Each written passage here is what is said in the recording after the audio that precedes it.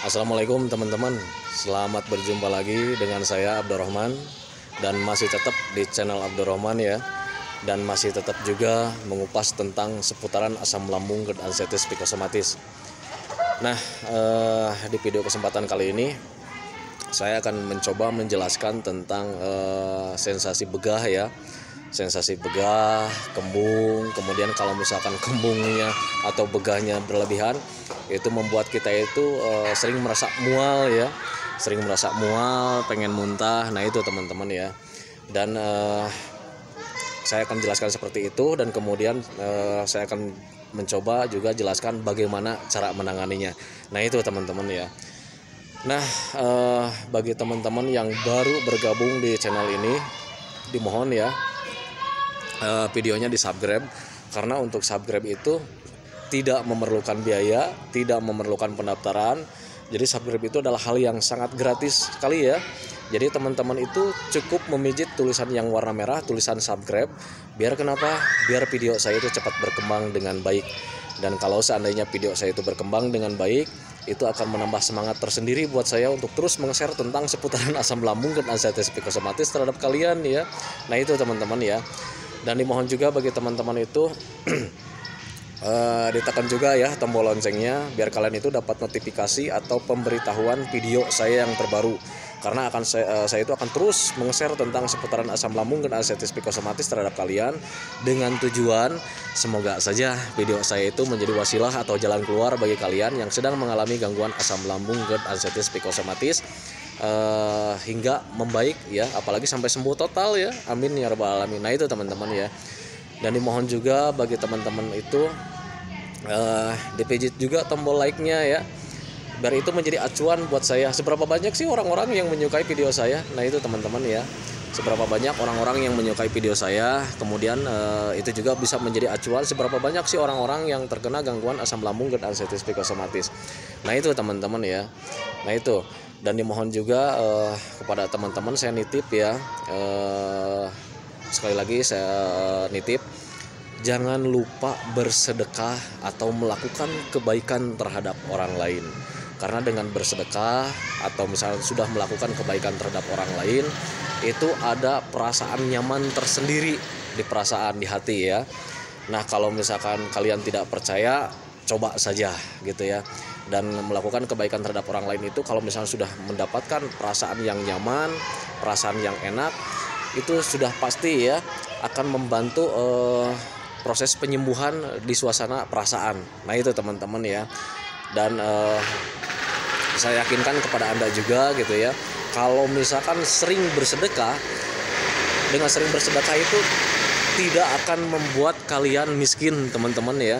Nah itu karena apa? Karena Allah itu akan membalas sedekah kalian, rezeki kalian akan berlipat ganda ya, amin ya rabbal alamin. Nah itu teman-teman ya, karena untuk rezeki ini itu yang selalu kita harapkan. Bahkan di setiap doa juga itu selalu kita panjatkan, ya Allah berilah rezeki kami yang banyak, berilah rezeki yang lancar. Nah itu teman-teman, kenapa orang selalu mengharapkan rezeki? Karena untuk rezeki itu sangat mencukupi ya, sangat mencukupi untuk kehidupan kita ya. Berbeda dengan gaji, tidak semua orang mempunyai gaji, tetapi semua orang bisa mempunyai rezeki. Nah itu teman-teman ya.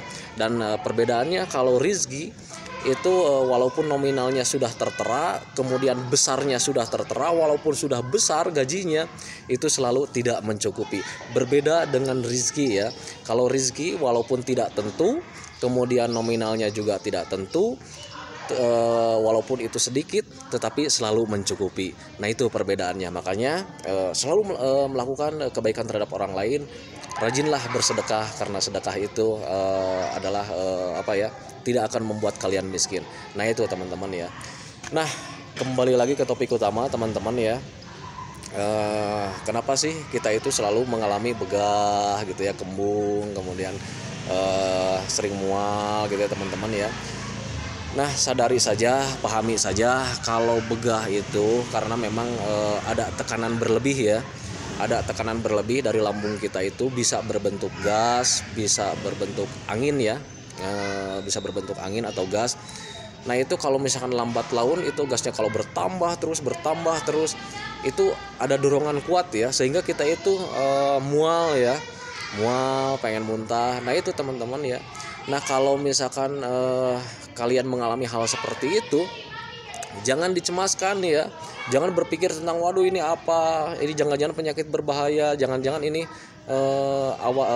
akhir dari hidup saya gitu ya. Jangan seperti itu ya.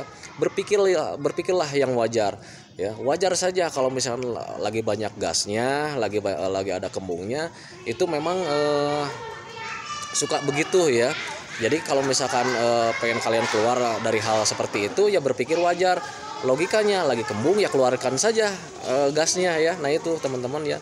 Nah kenapa bisa kembung, kenapa bisa bergas? Ya wajar saja karena kalian sistem pencernaannya sedang terganggu, asam lambungnya sedang terganggu teman-teman ya. Jadi wajar saja kalau banyak gasnya. Kalau misalnya pengen nyaman ya logikanya gasnya harus keluarkan ya. Caranya seperti apa? Banyak sekali obat-obatan ya, itu bisa obat herbal, obat kimia ya, banyak sekali. Tetapi yang harus kalian kenali dulu itu sebelum kalian minum obat, sebelum kalian melakukan tindakan apapun, kenali saja dulu lambungnya gitu ya. Kenali saja dulu lambungnya, lambung sendirinya itu kenali saja. Kalau seandainya kita masukkan obat-obatan yang berbentuk yang ada kimianya, gimana nanti rasanya? Nah itu teman-teman ya, pahami saja dulu lambungnya. Lambung kita itu sedang rentan ya, sedang rentan. Kemudian kalau misalnya kita masukkan obat-obatan kimia atau obat-obat herbal sekalipun yang belum jelas penelitiannya, itu sayang ya, kasihan ya. Itu nanti bisa ada dampak akan menjadi lebih buruk gitu ya teman-teman ya. Makanya kalau misalnya mau melakukan penanganannya, carilah penanganannya itu yang alami, yang kemudian efek sampingnya itu tidak terlalu besar. Contohnya seperti apa? Kalau saya dulu itu tidak memakai obat-obatan, sama sekali tidak memakai obat-obatan. Saya itu hanya memakai yang alami, yang tidak ada efek sampingnya. Ya walaupun efek sampingnya ada, cuman tidak terlalu besar gitu ya. Logikanya saya dulu lagi kembung, lagi banyak gasnya. Kalau seandainya kita bersendawa, itu gasnya kan bisa keluar ya. Gasnya keluar, atau kentut gasnya pasti bisa keluar. Nah saya dulu cukup memakai air putih hangat ya. Sering minum air putih hangat pelan-pelan, sedikit-sedikit. Nanti juga kalau misalkan sudah sendawa, sudah kentut, itu akan baikan ya. Akan baikan, kembungnya berkurang lah gitu ya. Nah itu teman-teman ya. Cuman kalian harus sadari juga kalau misalkan kembung itu walaupun kita sudah tangani kemudian mereda, nanti suatu saat atau jam-jam berikutnya ada kembung lagi, ada begah lagi. Wajar saja karena sistem pencernaan kalian itu belum beres ya. Belum beres. Jadi makanya melakukannya itu harus dengan sabar menjalaninya ya. Yakinkan dalam hati kalau semua ini bakal terlewati, karena memang bakal terlewati ya. Kalian bakal sembuh total ya, saya jamin itu ya. Nah itu teman-teman ya. Jadi begitu ya.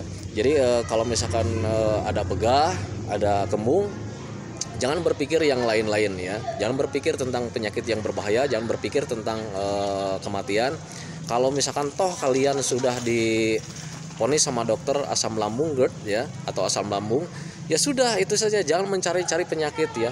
Biasanya kalau misalnya orang yang terkena gangguan asam lambung GERD anestesi psikosomatis, ketika ada sensasi walaupun sudah diberitahu itu suka penasaran ya. Suka cari-cari di Google, tanda-tanda beginilah apa gitu, ciri-ciri begini apalah. Itu justru kalian akan membuat pusing kalian, akan menambah cemas kalian. Soalnya apa? Yang menulis artikel ya, apalagi di Google itu ya, itu yang menulis artikel itu bisa siapa saja, dan rata-rata itu biasanya tukang obat ya. Tukang obat, yang namanya tukang obat itu bisa menakut-nakuti ya. Kalau seandainya tidak ditangani dengan cepat bakal begini ya. Akhirnya ya kita itu takut tersendiri. Nanti dia itu menawarkan obat ya. Untuk penanganannya kalian harus membeli ini. Akhirnya kalian beli lagi gitu ya. Kemudian tidak dikonsumsi. Ketika sudah dikonsumsi tidak ada perbaikan, ya uangnya habis gitu ya. Lambungnya kalian tambah parah. Karena kenapa? Karena lambungnya itu sedang rentan, ditambah lagi obat-obatan yang belum jelas penelitiannya. Nah itu teman-teman ya. Nah untuk solusinya dulu saya itu justru karena saya mengenal lambung saya kembalikan lagi lambung saya itu ke bagian nol lagi gitu ya teman-teman ya, dikembalikan lagi kayak macam bayi lagi, saya rawat lagi seperti bayi lagi gitu ya. Jadi saya tidak memasukkan makanan atau obat-obatan yang berkimia gitu ya teman-teman. Saya jaga lambungnya, saya bantu pencernaannya, saya rawat lambungnya dengan cara memasukkan apapun yaitu yang normal-normal saja, yang tidak ada efek sampingnya gitu ya teman-teman ya. Tapi Pak, katanya kalau misalkan minum sering banyak itu ada nggak efek sampingnya? Ada ya, untuk minum terlalu banyak ada. Efek sampingnya seperti apa? Sering kencing, seperti itu aja ya. Dan kalau untuk sering kencing itu sangat bagus untuk mendetok racun-racun yang ada dalam tubuh kita. Nah itu teman-teman ya. Dan kalau misalnya sering kencing, apa kita kesel? Iya kesel, karena kita sering bolak-balik ke air. Tetapi nggak apa-apa itu ya, normal-normal saja. Itu bukan hal yang sangat besar. Berbeda dengan obat yang pakai kimia. Itu kalau misalnya kita masukkan ke dalam lambung, bayangkan saja lambungnya sekarang sedang rentan, pencernaannya sedang rentan. Kalau dimasukkan obat-obatan kimia, gimana jadinya? Anda bisa menilai sendiri ya. Nah itu teman-teman, jadi cara menanganinya yang alami-alami saja, yang standar-standar aja, yang efek risikonya tidak terlalu besar. Kadang memang ada informasi-informasi dari teman-teman, misalkan dari tetangga. Dulu katanya orang-orang tua dulu itu kalau misalkan lagi begah suka minum ini nih, katanya ramuan ini.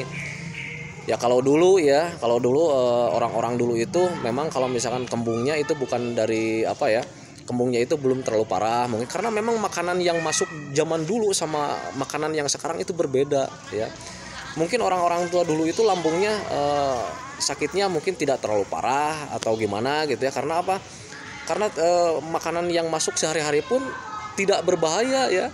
Tidak berbahaya karena orang-orang dulu itu makanannya yang alami-alami. Jadi kalau misalnya terkena gangguannya juga ya nilainya itu tidak terlalu tinggi gitu ya. Kalau misalkan kita sekarang nilainya gangguannya itu misalnya 80%, mungkin orang-orang tua dulu hanya 30% mungkin. Nah itu teman-teman ya. Jadi makanya kenali saja dulu lambungnya masing-masing. Kalau misalkan mau menanganinya seperti apa ya. Nah itu teman-teman ya. Jadi catat sekali lagi, kembung itu karena memang ada tekanan berlebih ya. Sekali lagi saya omongkan ya, kembung itu memang ada tekanan berlebih di lambungnya, bisa berbentuk gas ya, bisa berbentuk cairan gitu ya. Cairan asam lambungnya bisa bertambah gitu. Jadi bertambahnya itu bisa bertambah, kapasitasnya bertambah, atau nilai keasamannya bertambah, atau juga bisa berbentuk gas ya. Nah kalau misalkan nilai keasamannya yang bertambah, bantu saja dengan minum air hangat ya, sama dengan kembung juga ya. Kemudian kalau misalkan kapasitasnya ini bertambah, nggak apa-apa ya, jangan berpikir yang lain-lain. Soalnya kalau misalkan kita berpikir yang lain-lain, pikiran kita stres, itu asam lambungnya akan naik lagi gitu ya. Bantu saja, makanya setiap penanganan kenali saja dulu asal mulanya dari mana, kenali dulu saja asal mulanya dari mana, kemudian penyebabnya apa, kenali saja dulu biar kalian itu bisa menanganinya dengan tepat. Kalau misal kalian tidak mempelajari, tidak memahami, nanti kalian itu menanganinya dengan kurang tepat ya. Nah itu teman-teman ya. Nah itu untuk sensasi kembung, kemudian begah gitu ya. Dan untuk mual biasanya itu kalau misalkan sudah terjadi, karena memang kalau misalkan kembungnya sudah terlanjur datang suka mual, nggak apa-apa teman-teman ya, bantu saja dengan air hangat, nggak apa-apa. Nanti juga kalian mualnya nggak ada kalau misalkan kembungnya sudah turun, sendawanya sudah banyak, sudah otomatis ya kembungnya sudah berkurang, nanti mualnya juga akan hilang dengan sendirinya. Nah itu teman-teman ya. Nah untuk video di sesi kali ini saya mencoba untuk durasinya biar nggak panjang dulu, nanti saya jelaskan lagi tentang sensasi yang lainnya. Khusus untuk di sesi ini saya akan menjelaskan tentang kembung saja dulu ya teman-teman ya. Tadinya sih pengennya panjang lebar kita ngomong nih, tetapi kayaknya ini banyak anak-anak yang bermain, jadi kurang kedengeran lah gitu ya. Nanti saya akan jelaskan lagi sensasi yang lainnya. Sebetulnya untuk sensasi-sensasi yang lain itu sudah saya jelaskan di video-video sebelumnya. Makanya bagi teman-teman yang baru bergabung, kalau seandainya kalian mau bertanya, sebaiknya tonton dulu channel saya yang lain, yang dulu-dulu ya, video-video yang dulu-dulu, karena sudah saya jelaskan semuanya ya. Nah itu teman-teman ya. Nah itu teman-teman video dari saya. Semoga kalian cepat membaik. Semoga videonya itu menjadi wasilah buat kalian, menjadi jalan keluar bagi kalian. Semoga kalian menjadi lebih baik, apalagi sampai sembuh total, amin ya robbal alamin ya. Nah itu teman-teman, saya nanti ketemu lagi di sesi selanjutnya tentang cara menangani sensasi yang lain. Makanya bagi kalian teman-teman yang ingin mengetahui jalan keluarnya sensasi yang lain, tolong dipijit tombol notifikasinya ya, biar kalian itu dapat pemberitahuan video saya yang terbaru ya. Nah itu teman-teman ya. Assalamualaikum warahmatullahi wabarakatuh.